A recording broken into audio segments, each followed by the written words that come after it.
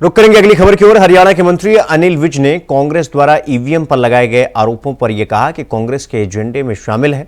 इन्होंने जो झूठ बोलने की यूनिवर्सिटी बनाई है उसमें सिलेबस है कि अगर तुम हार जाओ तो पहले चुनाव आयोग पर दोष लगाना है, फिर ईवीएम पर दोष लगाया जाता है। ये देखिए, ये कांग्रेस के एजेंडे में शामिल है।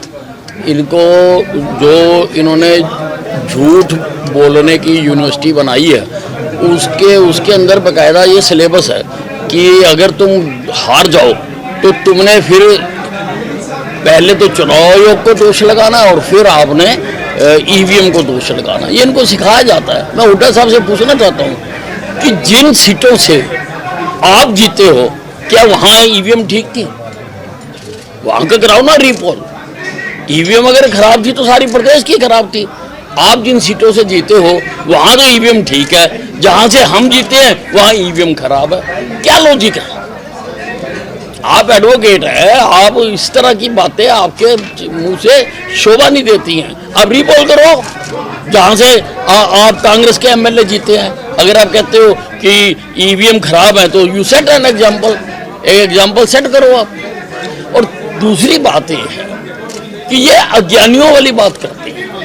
ईवीएम जब इलेक्शन कमीशन से जारी होती हैं तो वहाँ पर सारे पार्टियों के नुमाइंदों से चेक कराई जाती हैं। जब यहाँ पर आके डीसी के पास डिस्ट्रीब्यूट होती है तब नुमाइंदे बुला के चेक कराई जाती है। जिस दिन पोलिंग स्टेशन पे ईवीएम खोली जाती है तब उस दिन सारे पार्टी के नुमाइंदों से बुला के चेक कराई जाती है। अगर आप कहते हैं ईवीएम खराब है तो आप इस बात का सर्टिफिकेट दे रहे हो कि आपके सारे लोग बुद्धू हैं, आपके लोगों को समझ नहीं है, ज्ञान नहीं है, उनको जान। रुक करेंगे अगली खबर की ओर। हरियाणा के कैबिनेट मंत्री विपुल गोयल ने कांग्रेस पार्टी पर निशाना साधते हुए कहा कि कांग्रेस हमेशा अपनी हार के लिए ईवीएम में गड़बड़ी का आरोप लगाती है। उन्होंने कहा जहां जहां कांग्रेस जीती है वहां ईवीएम ठीक है और जहां जहां वो हारे हैं वहां ईवीएम पर गड़बड़ी का आरोप लग जाता है। गोयल ने स्पष्ट किया कि भाजपा अपनी नीतियों और जन समर्थन के कारण चुनाव जीत रही है। उन्होंने कहा हमारी जीत का कारण हमारी नीतियां हैं और लोगों ने हमें जन समर्थन दिया है। विपुल गोयल ने हरियाणा में नए विधानसभा चुनाव की आवश्यकता पर जोर दिया और इसे एक तकनीकी मामला बताया।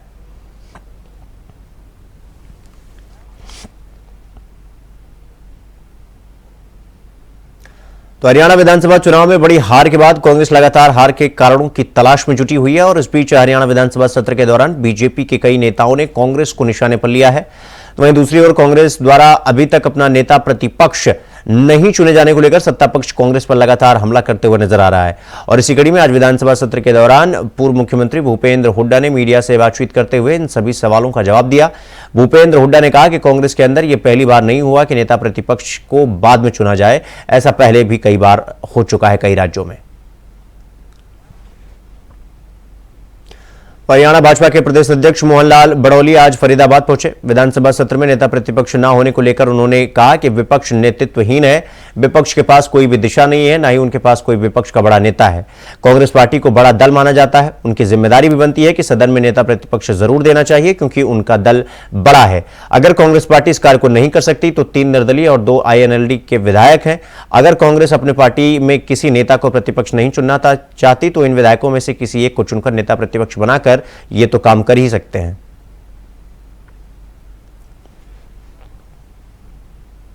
खबरों में आगे बढ़ेंगे। अगली खबर सिरसा से है, जहां पर भादर जोहड़ के नाम से जाने जाने वाला एक पार्क बदहाली के कारण अब नशेड़ियों का अड्डा बन चुका है।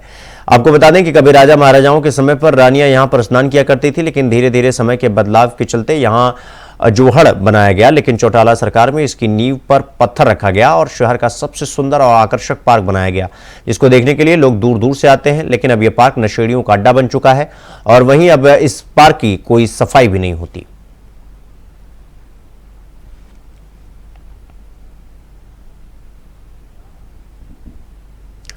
तो वहीं फतेहाबाद में कृषि विभाग के द्वारा लगातार किसानों को पराली ना जलाने के लिए जागरूक किया जा रहा है और कृषि विभाग का दावा है कि इसी जागरूकता अभियान के चलते ही अब तक 75% पराली जलाने के मामलों में कमी आई है। कृषि विभाग के दावों के अनुसार अब तक 101 मामले पराली जलाने के सामने आए हैं, जबकि पिछले साल अब तक 399 पराली जलाने के मामले सामने आ चुके थे। और इस बारे में जानकारी देते हुए फतेहाबाद कृषि विभाग के अधिकारी डॉक्टर राजेश सिहाग ने बताया कि अब तक 101 पराली मामले में पराली जलाने के बाद फतेहा जिले में ये घटनाएं सामने निकल कर आ रही हैं, जिन पर कार्रवाई करते हुए कृषि विभाग ने 49 किसानों पर एफआईआर दर्ज करवा दी है।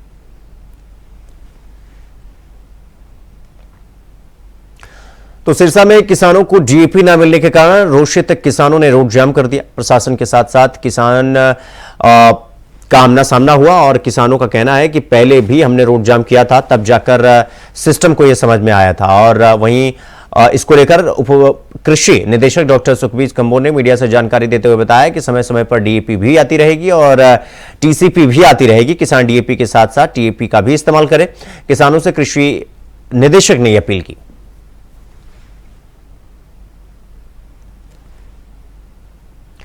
तो वहीं हरियाणा के पानीपत में एक नशेड़ी ड्राइवर का आतंक देखने को मिला। आपको बता दें कि आरोपी चालक ने नशे में धुत होकर ट्रक को दौड़ाया और 5 लोगों की जान ले ली। इस हादसे में आरोपी ने अलग अलग कई गाड़ियों को टक्कर मार दी। वहीं कड़ी मशक्कत के बाद लोगों ने उसे पकड़ा और पुलिस के हवाले किया। चालक के हुड़दंग से फ्लाईओवर पर लंबा जाम लग गया। उधर मामले की सूचना पाकर पुलिस मौके पर पहुंची और शव को कब्जे में लेकर जांच पड़ताल करने में जुट गई।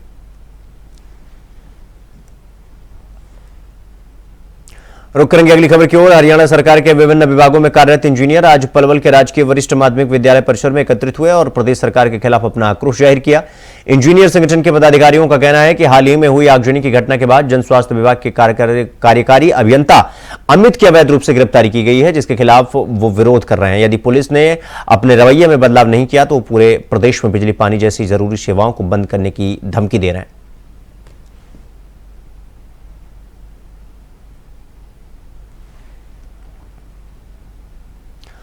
खबरों में आगे बढ़ेंगे। पिहोवा में बीती देर रात गांव कराहा साहिब के करीब बाइक सवार 3 युवकों को अज्ञात वाहन ने टक्कर मार दी। इस दुर्घटना में बाइक सवार 2 युवकों की मौके पर ही मौत हो गई और एक युवक गंभीर रूप से घायल हो गया, जिसकी इलाज के दौरान मौत हो गई। आपको बता दें कि बाइक सवार 3 युवकों में से 2 युवक नरवाना के रहने वाले हैं और एक युवक पिहोवा का रहने वाला है।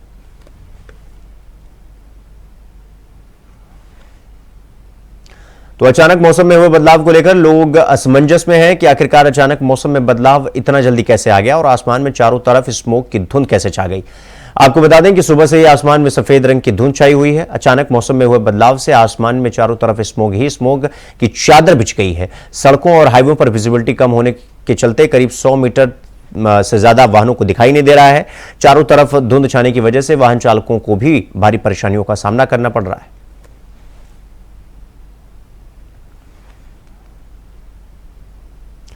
तो वहीं रोहतक एलिवेटेड पुल पर एक चलती गाड़ी में आग लग गई। गनीमत यह रही कि समय रहते गाड़ी का जो है चालक वो उतर गया और उसकी जान बच गई। दरअसल राहुल नाम का युवक शाम को दवाई लेने के लिए एलिवेटेड पुल से होते हुए जा रहा था और इस दौरान उसकी गाड़ी से धुआं उठा और देखते ही देखते वो धुआं आग में तब्दील हो गया। राहुल ने तुरंत गाड़ी रोकी और गाड़ी से उतरकर बाहर आ गया। देखते ही देखते उसकी गाड़ी धू धू कर जल उठी।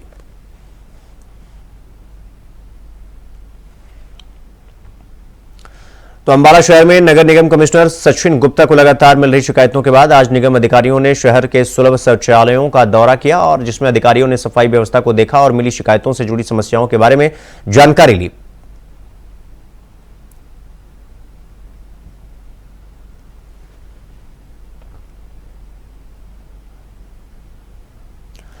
रुक करेंगे अगली खबर की ओर। मोगा ट्रैफिक पुलिस ने एक नई पहल शुरू की है, जिसमें उन्होंने वाहनों की चेकिंग के दौरान पोर्टेबल कैमरों का इस्तेमाल करना शुरू किया है और इस कदम से न सिर्फ पुलिस की कार्रवाई में पारदर्शिता बढ़ेगी बल्कि ये पुलिस और जनता के बीच विश्वास भी कायम करेगा। पुलिस ने संदिग्ध वाहनों और चिन्हित बस्तियों में तलाशी अभियान चलाया, जिसमें 22 से 23 दोपहिया वाहनों को चेक किया गया। चेकिंग के दौरान जिन वाहनों के कागजात पूरे थे उन्हें बिना किसी रोक टोक के जाने दिया गया, जबकि जिनके पास जरूरी दस्तावेज नहीं थे उनके खिलाफ कार्रवाई की गई। इस अभियान में मोगा पुलिस को 5 पोर्टेबल कैमरों से लैस किया गया था, जिनसे पुलिस की हर एक मूवमेंट और कार्रवाई रिकॉर्ड हो रही थी। सोलर सिस्टम का कैमरा चलता है कि साडे कोले जिहड़े हैगे जिथे असीं नाका लगाने हैं, असीं सस्पैक्टेड एरियाज जिहड़े हैगे आ वो पॉइंट आउट कीते आ मोगा दे विच, फिर उत्थे असीं नाका लगाने ते विदाउट नंबरस जिहड़े मोटरसाइकल्स है या विदाउट पेपर्स जिहड़े चलदे आ उन्होंने फिर under section 207 motor vehicle act असीं इंपाउंड कर लेने ते इहदे नाल इह है कि जिहड़े सस्पैक्टस पर्सन भी हुंदे आ या कोई क्रिमिनल्स टाइप दे बंदे आ वो फिर एटलीस्ट की नाम अलर्ट हो जाते हैं, आपका एरिया भी छड़ जाते हैं। सानू बड़ी हैल्प है, साडी सेफ्टी वास्ते भी है।